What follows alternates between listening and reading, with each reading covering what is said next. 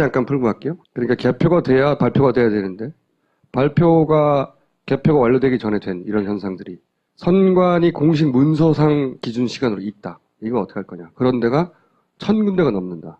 그게 연화현상이죠. 영루정 미스테리는 특정 후보의 투표함이 마지막에 몰려서 열리는 게 가능하냐. 이런 얘기 했고요. 그리고 또 이제 미사현상, 미분류표.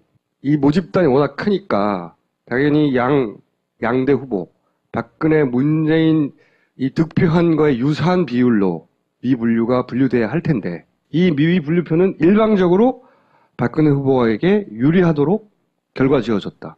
왜 이런 현상이 벌어졌느냐? 미사현상. 그게 아무래도 박근혜 후보 지지자들이 연령대가 높다 보니까 선에 도장을 잘못 찍어서 그런 거 아니냐. 뭐 이런 얘기도 있었는데 그렇지 않다. 오히려 나이 많은 지역에서 미사현상은 적다. 평균 연령이 낮고 문재인 우세 지역에서 오히려 미사현상은 끊임없이 발생했다. 그러면 17대에도 그런 현상이 있었느냐? 노원구를 하나 샘플로 뽑아가지고 보여드렸어요. 17대에서는 보세요. 정동영이 23%, 이명박 70% 이게 일반 득표율입니다. 그런데 미분류에서는 각각 24, 50 그러니까 격차가 1.4%밖에 안 나요. 이 정도는 있을 수 있는 일입니다. 18대에서는 노원구에서 문재인 후보가 이겼어요. 52%로. 종합적으로는.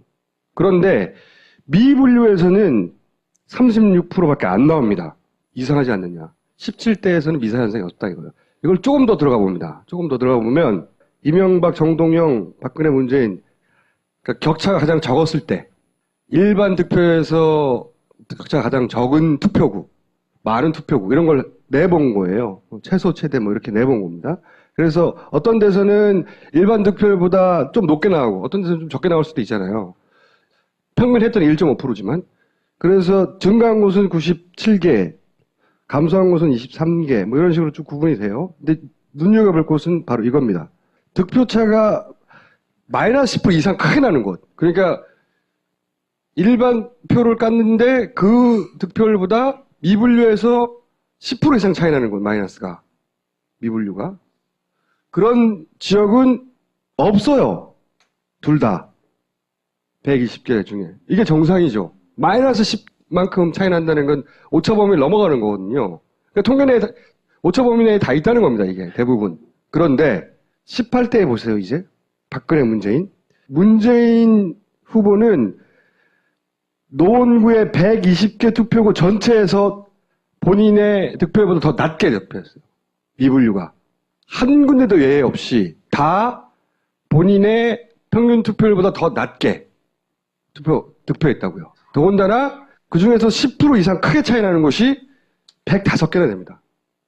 한두 군데 그럴 수 있다고 쳐요. 120개가 있는데 120개 전체에서 평균보다 더 낮게 받았어요.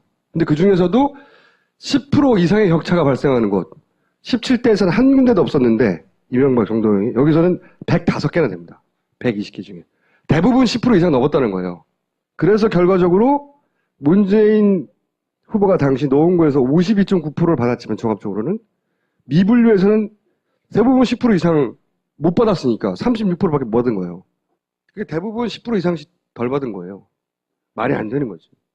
이상하지 않습니까? 이런 게 미사현상이에요. 17대는 그런 거 없었다고요. 퀴즈 두 번째는 박무현상. 지난주 약간 설명했죠?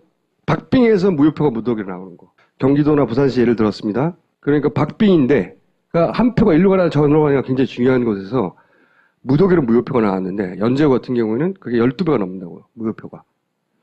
표차보다 무효표가 훨씬 많은 거예요. 이런 데 대해서 이제 사람들이 얘기를 한다고요. 그 후보가 너무 많아서 헷갈리지 않았을까, 사람들이. 또는 후보가 사퇴했기 때문에 사퇴한 후보에 찍어버려가지고 무효표가 된 거 아닐까. 부산시장 후보가 2명밖에 안 됐고요. 헷갈릴 일이 없죠. 그리고 후보는 5월 16일 날 사퇴했기 때문에 투표지 인쇄도 안 됐어요. 딴 데 찍을 일도 없죠. 교육감 같은 경우에는 오히려 후보가 7명이나 돼요. 더 많아요. 헷갈리면 여기서 헷갈려야지. 교육감은 진보 후보가 당선됐는데 부산시장은 박빙으로 새누리당 후보가 당선이 됐고 그리고 그 새누리당에 당선된 표보다 훨씬 많은 수, 몇 배의 수가 무효표로 나왔고 그 무효표 때문에 사실은 당선이 안 된 거나 마찬가지예요. 오거돈 무소속 후보는. 그런 현상이 박무현상이다. 이 현상을 어떻게 설명할 것이냐? 퀴즈로 연속을 냈죠. 조금씩 심화 학습을 해 나가겠습니다. 미사 현상. 그게 아무래도 박근혜 후보 지지자들이 연령대가 높다 보니까 선에 도장을 잘못 찍어서 그런 거 아니냐. 뭐 이런 얘기도 있었는데 그렇지 않다. 오히려 나이 많은 지역에서 미사 현상은 적다. 평균 연령이 낮고 문재인 우세 지역에서 오히려 미사 현상은 끊임없이 발생했다. 그러면 17대에도 그런 현상이 있었느냐? 노원구를 하나 샘플로 뽑아가지고 보여드렸어요. 17대에서는 보세요. 정동영이 23%, 이명박 47%. 이게 일반 득표율입니다. 그런데 미분류에서는 각각 24, 50. 그러니까 격차가 1.4%밖에 안 나요. 이 정도는 있을 수 있는 일입니다. 18대에서는 노원 이겁니다. 득표차가 마이너스 10% 이상 크게 나는 곳. 그러니까 일반 표를 깠는데 그 득표율보다 미분류에서 10% 이상 차이 나는 곳, 마이너스가. 미분류가. 그런 지역은 없어요. 둘 다. 120개 중에. 이게 정상이죠. 마이너스 10만큼 차이 난다는 건 오차범위를 넘어가는 거거든요. 그러니까 통계 내에 오차범위 내에 다 있다는 겁니다, 이게. 대부분. 그런데 18대에 보세요, 이제. 박근혜, 문재인. 문재인 후보는 노원구의 120개 투표구 전체에서 본인의 득표율보다 더 낮게 득표했어요. 미분류가. 한 군데도 예외 없이 다 본인의 평균 투표율보다 더 낮게 득표했다고요. 더군다나 그 중에서 10% 이상 크게 차이 나는 것이 105개나 됩니다. 한두 군데 그럴 수 있다고 쳐요. 120개가 있는데 120개 전체에서 평균보다 더 낮게 받았어요. 근데 그 중에서도 10% 이상의 격차가 발생하는 곳. 17대에서는 한 군데도 없었는데 이명박 정동영이 여기서는 105개나 됩니다. 120개 중에. 대부분 10% 이상 넘었다는 거예요. 그래서 결과적으로 문재인 후보가 당시 노원구에서 52.9%를 받았지만 종합적으로는 미분류에서는 대부분 10% 이상 못 받았으니까 노원구에서 문재인 후보가 이겼어요. 52%로. 종합적으로는. 그런데 미분류에서는 36%밖에 안 나옵니다. 이상하지 않느냐. 17대에서는 미사 현상이 없다 이거예요. 이걸 조금 더 들어가 봅니다. 조금 더 들어가 보면 이명박, 정동영, 박근혜, 문재인 그러니까 격차가 가장 적었을 때 일반 득표에서 격차가 가장 적은 투표구, 많은 투표구 이런 걸 내본 거예요. 최소, 최대 뭐 이렇게 내본 겁니다. 그래서 어떤 데서는 일반 득표율보다 좀 높게 나오고 어떤 데서는 좀 적게 나올 수도 있잖아요.